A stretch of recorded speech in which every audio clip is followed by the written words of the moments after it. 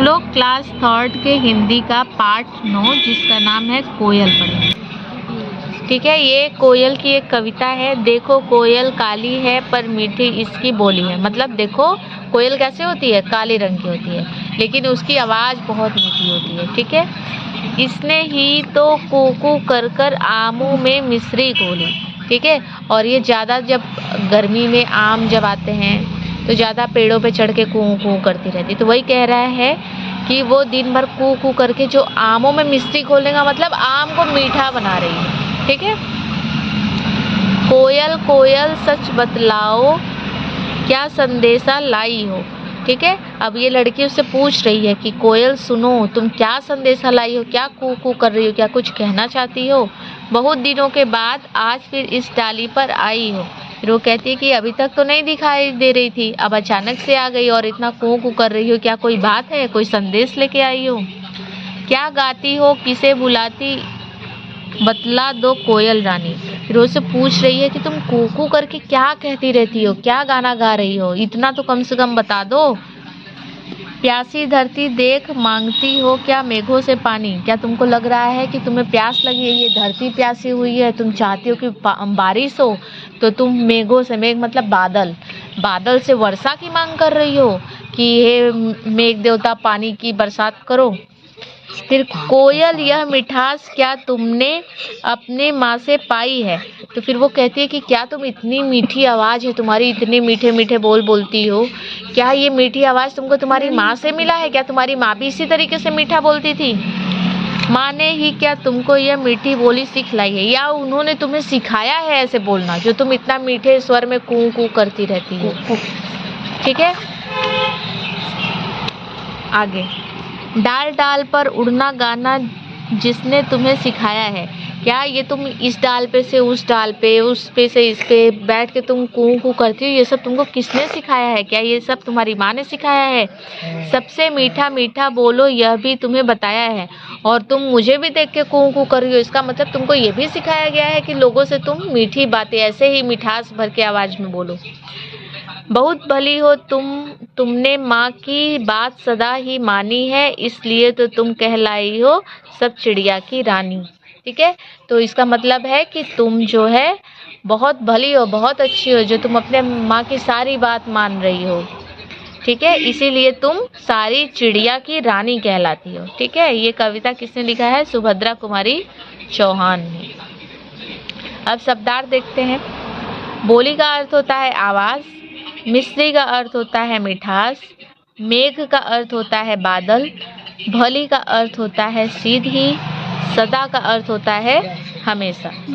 ठीक है, कुछ कठिन शब्द हैं जैसे संदेशा, प्यासी, मिठास, धरती, मेघों, चिड़ियों। ठीक, अब लिखित कार्य। दी गई पंक्तियों को पढ़कर सही विकल्प पर सही का चिन्ह लगाएं। देखो कोयल काली है पर मीठी इसकी बोली है, इसने ही तो कूकू कर कर आमों में मिश्री घोली है। क है कोयल का रंग कैसा होता है, काला, पीला या नीला। काला होता है। ठीक है, तो ये सही हो जाएगा। कोयल की आवाज़ कैसी होती है, कड़वी, मीठी या कठोर। मीठी होती है। ठीक है, ग कोयल ने आमों से मिश्री कैसे घोली है। आमों में मिश्री कैसे घोली है, फुदक फुदक कर, उछल कुछल कर या कुकू कर कर। कुकू कर कर मिश्री घोली। ठीक है, बोलो। बोली शब्द का तुकांत क्या है। तुकांत मतलब जैसे बोली, टोली, ये है ना, तो आमों, घोली और मिश्री। तो देखो बोली घोली एक जैसा लग रहा है, तो ये इसका क्या हो जाएगा, तुकांत हो जाएगा। दी गई पंक्तियां पूर्ण कीजिए। पहला है डाल डाल पर उड़ना गाना जिसने तुम्हें सिखाया है, बहुत भली हो तुमने माँ की बात सदा ही मानी। अब सही मिलान कीजिए। आमों में मिश्री घोली, बहुत दिनों के बाद आज फिर, बतला दो कोयल रानी, धरती प्यासी धरती देख मांगती, बहुत भली हो तुमने माँ की सारी बात मानी, है ना। अब दिए गए शब्दों के उत्तर एक शब्द अथवा वाक्यांश में लिखिए। पहला है प्रस्तुत कविता किसने लिखी है। सुभद्रा कुमारी चौहान ने। अभी यहाँ पे बताया ना, सुभद्रा कुमारी चौहान ने। नेक्स्ट है, कोयल की क्या विशेषता होती है? मीठी बोली। मीठी बोली। मीठी गलत लिखा है, ठीक है। मीठी। कोयल ने मिश्री किसमें घोली है? आमों में। बहुत दिनों के बाद कोयल कहाँ आई है? डाली पर, ठीक है। दिए गए प्रश्नों के उत्तर लिखिए। कोयल चिड़ियों की रानी क्यों कहलाती है? ठीक है, इसका उत्तर है कोयल चिड़ियों की रानी इसलिए, छोटी की मात्रा होता है, ठीक है, इसलिए कहलाती है क्योंकि उसकी आवाज़ सबसे मीठी है। नेक्स्ट क्वेश्चन, प्यासी धरती देख मांगती हो क्या मेघों से पानी, इस पंक्ति से कवयित्री का क्या आशय है? तो इसका उत्तर हो जाएगा, इस पंक्ति से कवयित्री का आशय है कि हे कोयल रानी, धरती देखकर क्या तुम बादलों से पानी मांग रही हो? नेक्स्ट क्वेश्चन, प्रस्तुत कविता में हमें क्या शिक्षा मिलती है? तो प्रस्तुत कविता से हमें यह शिक्षा मिलती है कि हमें सभी के साथ अच्छा व्यवहार और मीठा बोलना चाहिए, ठीक है। अब है, ठीक है, अब दिए गए शब्दों के तुकांत लिखिए।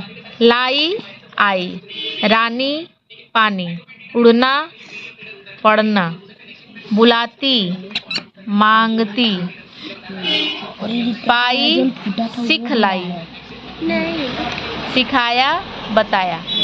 अब भाषा कौशल देखेंगे, ठीक है। दिए गए शब्दों में बड़ी की मात्रा जोड़कर नए शब्द बनाइए। तो लाल में ई लग गया तो लाली, बोल प्लस ई बराबर बोली, घोल प्लस ई बराबर घोली, खुश प्लस ई बराबर खुशी, डाल प्लस ई बराबर डाली, प्यार प्लस ई बराबर प्यारी। दिए गए वाक्यों में से संज्ञा शब्द छांट कर लिखिए। वृक्ष पर कोयल बैठी है, तो यहाँ पे वृक्ष जो है वो संज्ञा हो जाएगा और कोयल संज्ञा हो जाएगी, ठीक है, वृक्ष और कोयल। कमरे में कुर्सी रखी है, कुर्सी एक वस्तु है तो ये हो जाएगा संज्ञा। पार्क में हरियाली छाई है, तो पार्क में, ठीक है। कक्षा में बच्चे शोर मचा रहे हैं, तो कक्षा जो है वो हो जाएगा, शोर नहीं होगा, ठीक है। दिए गए वाक्यांशों के लिए एक शब्द लिखिए। कविता लिखने वाला कवि, सदैव मधुर बोलने वाला मृदुभाषी, मधुरभाषी लिखवाया गया है, चलो ये बता देंगे हम, ठीक है, मृदुभाषी कहलाते हैं। अच्छा व्यवहार करने वाला सज्जन, ईश्वर को मानने वाला आस्तिक, आस्तिक गलत लिखा है। चित्र बनाने वाला चित्रकार। दिए गए शब्दों के दो दो पर्यायवाची। धरती का भूमि, भूमि, धरा। मेघ का बादल और अम्बुद, पानी का जल वारी, माँ का जननी और माता। दिए गए रिक्त स्थानों की पूर्ति रंगीन शब्द के विलोम शब्द द्वारा कीजिए। हमें स्वयं को साफ रखना चाहिए, गंदा नहीं। पीला आम मीठा है और हरा आम खट्टा है। पेड़ के ऊपर बंदर है और नीचे बिल्ली है। हमें पाप और पुण्य दोनों का फल यही भुगतना पड़ता है।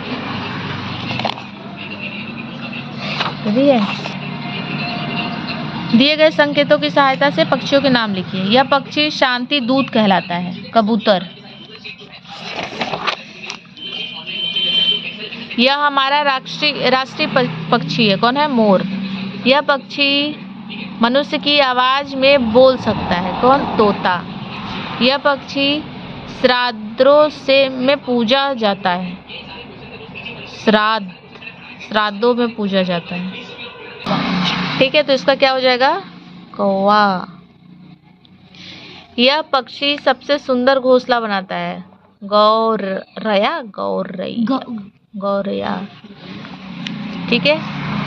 ये क्या है? घोड़ा। घोड़ा ही रिनाता है, कुत्ता भौं भौं करता है, शेर दहाड़ता है और मुर्गी कुकड़ू करती है, बिल्ली म्याऊं म्याऊं, गधा कैसे करता है? रेंगता है, कबूतर गुटरगू करता है, और ये ची ची करती है। ठीक है, अब हम लोग कल पढ़ेंगे चैप्टर 10 जिसका नाम है जूते का आविष्कार।